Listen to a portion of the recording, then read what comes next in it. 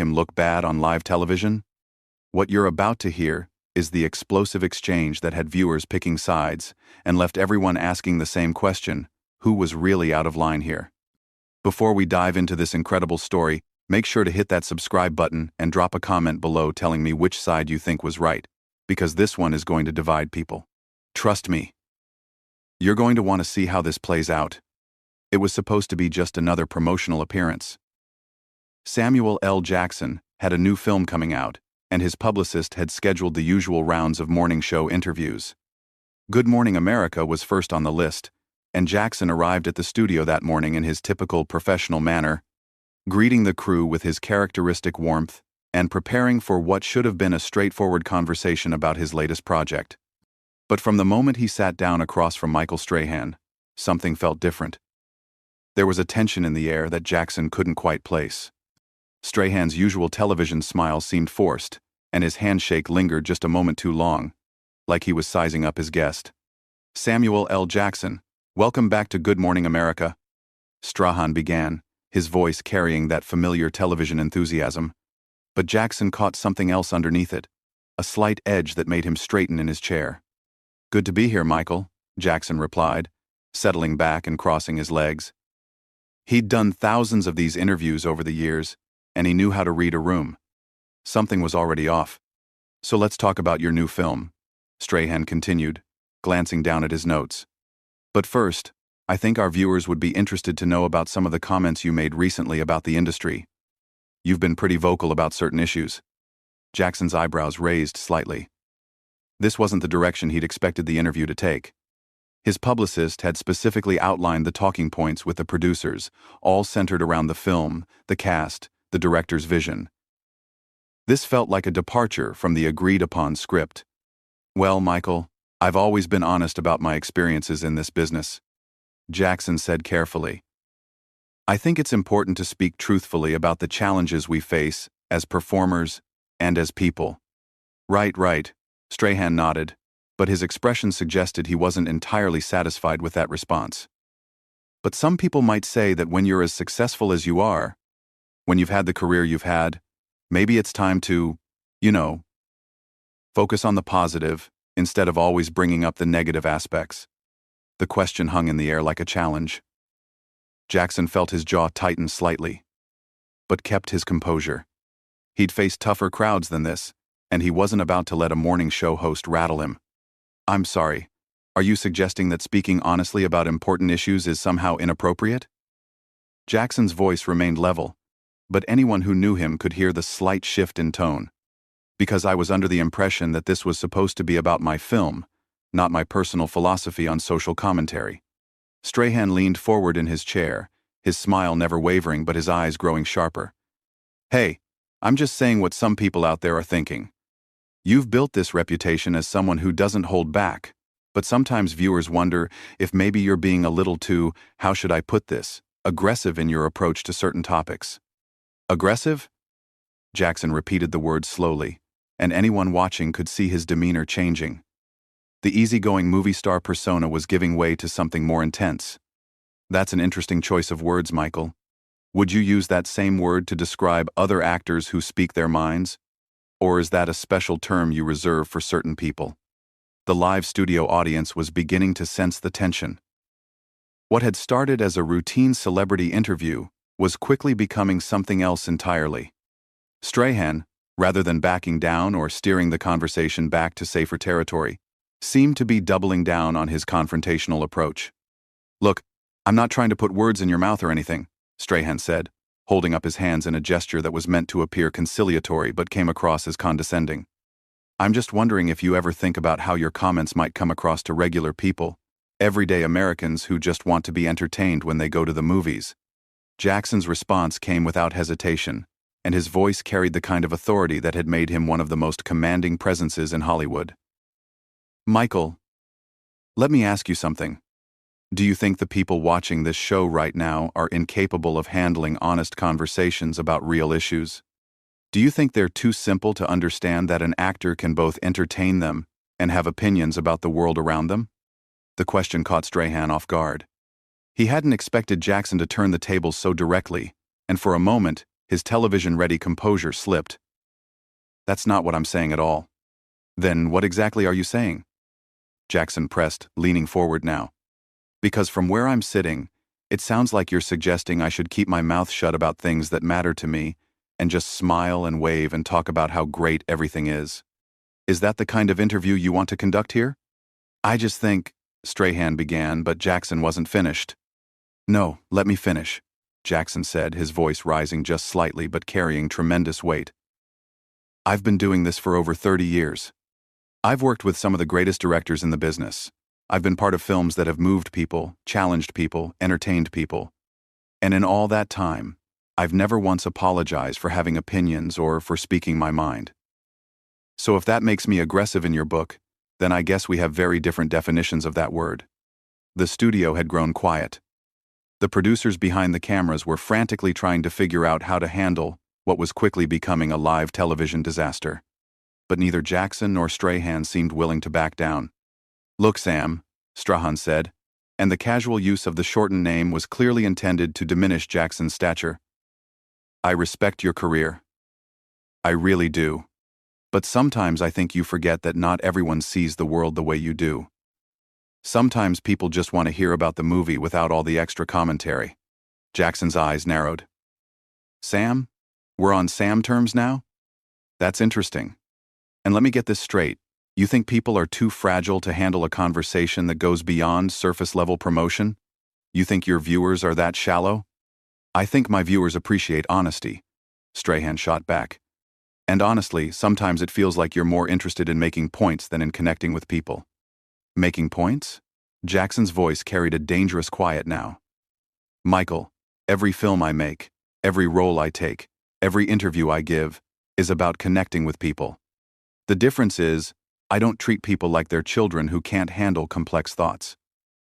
I give them credit for being intelligent human beings who can appreciate both entertainment and substance." The tension in the studio was now palpable. What had started as a celebrity interview had devolved into a philosophical battleground, with Jackson defending his right to be more than just a promotional tool, and Strahan seemingly determined to put him in his place. The audience could sense that something significant was happening, but they had no idea how much worse it was about to get. Strahan, sensing he was losing control of the interview, decided to take a different approach. Instead of backing down, he leaned into the conflict, apparently believing he could somehow regain the upper hand by becoming even more confrontational. "You know what, Samuel?" Strahan said, emphasizing the full name now in an obvious attempt to sound more respectful after being called out. "I've been doing television for a long time too, and I've interviewed a lot of celebrities. Most of them understand that there's a time and place for everything. When you come on a morning show, people are having their coffee, getting ready for work. They want something light, something positive." Jackson's response was swift and cutting. "So now you're the authority on what people want? You've decided that the viewers of this show are incapable of engaging with anything more substantial than fluff pieces and weather reports?" "That's not what I said." "That's exactly what you said," Jackson fired back. "You just told me that people having their morning coffee can't handle a real conversation. You've essentially called your own audience shallow, but somehow I'm the problem for giving them credit for being more intelligent than that." Strahan's jaw tightened visibly. "Look, I know you think you're making some kind of profound point here, but this is Good Morning America, not a philosophy class. People tune in for entertainment and information, not to be lectured." "Lectured?" Jackson's voice rose slightly, and the studio audience shifted uncomfortably in their seats. "Michael, having an opinion and expressing it thoughtfully isn't lecturing. It's called being a human being. But apparently, in your world, celebrities are supposed to be nothing more than trained seals, clapping and barking on command when you want them to promote something. That's ridiculous, and you know it." Strahan shot back, his own voice beginning to rise. "I've had thousands of guests on this show, and most of them manage to have a conversation without turning everything into some kind of political statement or social commentary." Jackson leaned back in his chair, and anyone who knew his films could recognize the look that was crossing his face. It was the same expression he wore right before delivering some of his most memorable lines, that moment of calm before the storm. "Political statement? Michael, when did talking about treating people with respect become political?" When did suggesting that audiences are intelligent become controversial? You're the one who turned this interview in this direction. I came here to talk about my film, remember? And we can still do that, Strahan said, but his tone suggested he had no intention of letting this go. But first, I think we should address the elephant in the room. A lot of people feel like you've become too comfortable using your platform to push your personal agenda. My personal agenda? Jackson repeated, and his voice carried that unmistakable edge that had made him famous for playing characters who didn't back down from anyone. And what agenda would that be exactly? Strahan seemed to realize he'd stepped into dangerous territory, but instead of retreating, he pushed forward. I mean, you're constantly talking about inequality, about how the industry treats certain people differently, about social issues that some people think should be kept separate from entertainment. Some people think that, do they? Jackson's voice was getting quieter, which anyone familiar with his work knew was not a good sign. Michael, let me ask you something. When you wake up in the morning, do you get to choose whether or not you're black? The question hung in the air like a bomb waiting to explode. The studio audience went completely silent, and even the camera operators seemed to freeze. That's not what this is about, Strahan said quickly, but Jackson wasn't finished. No, answer the question. Do you get to wake up and decide whether or not your race is going to factor into how people treat you that day? Because I sure don't. So when you tell me to keep my personal agenda separate from my work, what you're really saying is that my experience as a black man in America should be something I hide when I'm promoting a movie. Strahan looked genuinely flustered now. Samuel, you're putting words in my mouth that I never said. Am I? Because it sounds to me like you think there are certain topics I should avoid discussing, certain aspects of my life and experience that make you uncomfortable. And the fact that you're calling basic human dignity and equal treatment a personal agenda tells me everything I need to know about where you stand. That's completely unfair, Strahan protested. I never said anything about race or dignity or any of that. I'm talking about keeping things appropriate for the audience and the time slot. Jackson laughed, but it wasn't a pleasant sound. Appropriate for the audience? Michael, you just spent the last 10 minutes questioning my right to have opinions and suggesting that speaking honestly about my experiences is somehow aggressive or inappropriate. Now you want to pretend this conversation isn't about exactly what it's about? Look, I think we're getting off track here, Strahan said, clearly trying to regain control of the situation. Why don't we talk about your new film? I'm sure that's what people really want to hear about. Oh, now you want to talk about the film? Jackson's voice dripped with sarcasm. After spending all this time telling me how I should behave and what I should think and how I should present myself to your audience, that's convenient. Strahan's professional facade was beginning to crack. I never told you how to behave or what to think. I simply suggested that maybe there are better forums for certain types of discussions. Certain types of discussions, Jackson repeated slowly. You mean discussions about real issues that affect real people? Discussions that might make some of your viewers think about something beyond their morning routine? Michael, do you hear yourself right now? I hear someone who's determined to make this interview about everything except the reason you're supposed to be here. Strahan fired back, his patience clearly wearing thin. Jackson stood up slightly in his chair, and his voice carried the full weight of his decades in the business. The reason I'm here is because your producers invited me to come and talk about my work. But apparently, what you really wanted was for me to come here and be a good little celebrity, smile pretty, say nothing of substance, and make sure I don't challenge anyone's preconceptions about anything. That's not true and you know it. Then explain to me what just happened here, Jackson demanded. Explain to me why a conversation about my film turned into you questioning my right to have opinions and suggesting that I'm too aggressive for speaking my mind. Explain to me why you think it's appropriate to sit there and tell me how I should conduct myself as a public figure. Strahan looked directly into the camera, as if appealing to the viewers at home. I think our audience can see what's happening here. I asked some reasonable questions, and instead of having a normal conversation, we've gotten lectures and accusations. Jackson's eyes flashed dangerously. You just did it again. You just dismissed everything I said as lectures and accusations, instead of addressing the actual points I raised. Michael, you've been condescending and disrespectful from the moment I sat down, and now you want to play victim because I called you on it. The tension in the studio had reached a breaking point. Production assistants were whispering frantically to each other, and the director was making urgent gestures from behind the cameras. But both men seemed locked in a battle of wills that neither was prepared to lose. "I've been nothing but professional," Strahan insisted, but his voice betrayed his growing frustration. "Professional?" Jackson's laugh was bitter. "Michael, you've questioned my integrity, dismissed my intelligence, and suggested that I should keep my mouth shut about issues that matter to me. If that's your definition of professional, then we have very different standards. What happened next would go down as one of the most shocking moments in morning television history." Strahan, apparently believing he could somehow salvage the situation by doubling down on his position, made a decision that would prove to be a massive miscalculation. "You know what, Samuel?" Strahan said, his voice taking on a tone that suggested he thought he was about to deliver some kind of devastating comeback. "Maybe the problem isn't with my questions. Maybe the problem is that you've become so used to people walking on eggshells around you that you can't handle it when someone treats you like a regular guest instead of giving you special treatment." The words hit the studio like a thunderclap. The audience audibly gasped, and even the crew members behind the cameras looked stunned.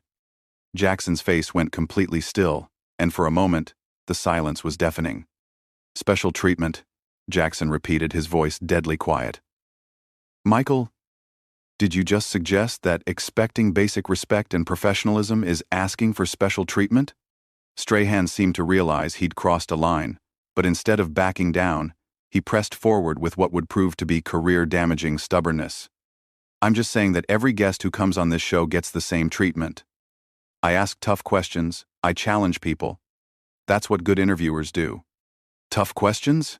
Jackson's voice was rising now, and his famous intensity was on full display. "Michael, you haven't asked me a single question about my craft, my preparation, my process, or anything related to why I'm supposedly here. Instead, you've spent this entire time trying to put me in my place and suggesting that I should be grateful for the opportunity to sit here and be insulted on live television. That's not what happened, and you know it." Strahan shot back, but his voice lacked conviction now.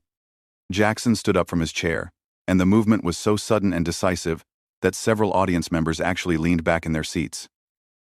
"Michael, let me tell you what happened here. You decided before I even sat down that you were going to try to embarrass me on your show. You thought you could score some points by putting the uppity actor in his place, and you miscalculated badly." "Sit down, Samuel. We're not finished here," Strahan said, trying to reassert some authority. But his words only made things worse. Jackson's response was delivered with the kind of controlled fury that had made him a legend. "Oh, we're finished all right, but let me make something crystal clear before I walk out of here. You don't get to tell me to sit down. You don't get to dismiss my concerns as lectures. And you certainly don't get to suggest that expecting to be treated with basic human dignity is asking for special treatment." "You're overreacting," Strahan said, but his voice was getting smaller. "Overreacting?" Jackson's laugh was sharp and humorless. "Michael, you just spent 20 minutes trying to humiliate a guest on live television, and when he refused to take it quietly, you accused him of overreacting. Do you understand how that sounds?" Strahan looked around the studio as if seeking support, but found none. The crew was staring at him with expressions ranging from shock to disappointment, and the audience was completely silent, hanging on every word of this unprecedented confrontation. "Look, maybe we both got a little heated," Strahan said, clearly trying to find some kind of middle ground, but Jackson wasn't interested in compromise. "No, Michael, you got heated. I got disrespected. There's a difference. You came into this interview with an agenda, and when I didn't play along with your little game, you decided to get nasty. Well, congratulations, you got exactly what you wanted." Jackson began unhooking his microphone, and the finality of the gesture sent panic through the production team. "Samuel, wait," Strahan said, suddenly realizing the magnitude of what was happening. "We can work this out." "Work what out?" Jackson turned back to face him, and his expression was one of complete disgust. "You've shown me exactly who you are, Michael. You've shown everyone watching exactly who you are. There's nothing to work out." "Don't do this," Strahan pleaded, his television persona completely abandoned now. "Don't walk out on live television. Jackson paused in removing his microphone and looked directly at Strahan with an expression that could have melted steel. You know what the most pathetic part of this whole thing is? You actually think you're the victim here. You think that being called out for your behavior makes you the wronged party in this situation. I never meant for any of this to happen, Strahan said weakly. Yes, you did, Jackson replied with absolute certainty. You meant for exactly this to happen. You just thought it would go differently. You thought I would sit here and take whatever you wanted to dish out, smile for the camera, and thank you for the privilege. Well, I've got news for you, Michael. Those days are over. Jackson finished removing his microphone and set it down on the table with deliberate care. To everyone watching at home, I apologize that your morning show got turned into this circus. But sometimes you have to take a stand, even when it's uncomfortable, even when it's inconvenient. Especially when it's inconvenient. Samuel, please. Strahan tried one last time, but Jackson was already walking away. No, Michael, you've said enough. We both have.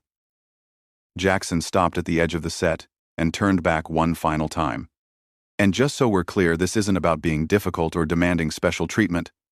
This is about refusing to be disrespected by someone who thinks his platform gives him the right to talk down to his guests. The studio erupted in confused murmurs as Jackson walked off the set, leaving Strahan sitting alone at the interview table, looking completely shell-shocked. The cameras continued rolling, capturing every moment of what would become one of the most talked-about incidents in morning television history. We'll be right back, Strahan said weakly to the camera, but his voice was barely audible over the chaos that had erupted in the studio. As Jackson disappeared behind the scenes, the full weight of what had just happened began to settle over everyone present. This wasn't just a celebrity having a bad interview, this was a complete breakdown of professional standards. And everyone in that studio knew they had just witnessed something that would be talked about for years to come. The irony wasn't lost on anyone paying attention. Strahan had started the interview trying to put Jackson in his place, suggesting that the actor was too aggressive and outspoken for mainstream audiences. But in the end, it was Strahan himself who had come across as unprofessional, disrespectful, and completely out of his depth when faced with someone who refused to be intimidated. Jackson's final words echoed in the silent studio, a reminder that sometimes standing up for yourself means walking away from situations where you're not being treated with the respect you deserve. And as the production team scrambled to figure out how to fill the remaining time in the show, one thing was perfectly clear. Samuel L. Jackson had just reminded everyone watching why he's considered one of the most formidable presences in entertainment, both on screen and off. So there you have it. The complete breakdown of one of the most explosive morning show interviews ever recorded. What do you think? Was Samuel L. Jackson right to walk out? Or should he have handled things differently? Drop your thoughts in the comments below, hit that subscribe button for more incredible stories like this one, and let me know what other celebrity confrontations you'd like to hear about. Because if this taught us anything, it's that sometimes the most